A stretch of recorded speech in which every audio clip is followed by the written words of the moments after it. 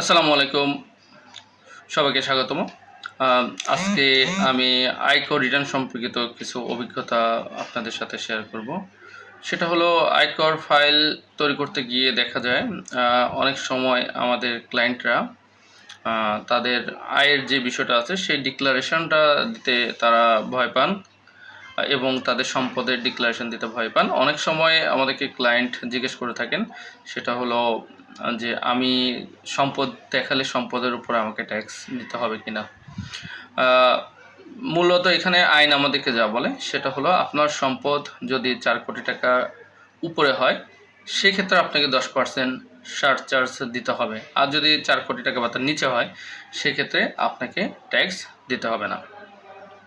বরং আপনি যে এই ভয় পেয়ে আপনার ব্যাংক ব্যালেন্স, আপনার হাতে নগদ অর্থ, আপনার কাছে থাকা স্বর্ণগহনা, তারপর আপনার জায়গা জমিনের বিবরণ দিচ্ছেন না, না দেওয়ার ফলে সেই সম্পদগুলো আপনার অবৈধ টাকায় পরিণত হচ্ছে, অবৈধ সম্পদে পরিণত হচ্ছে।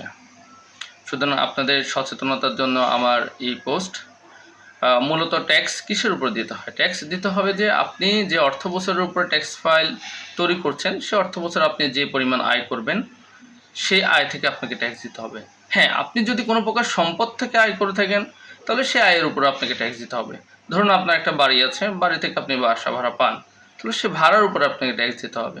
কিন্তু সেই বাড়িটার মূল্য বা সেই আপনার টোটাল যে সম্পদ আছে সেই সম্পদের মূল্য যদি 4 কোটি টাকা পার না হয় তাহলে আপনাকে সেটার উপরে ট্যাক্স দিতে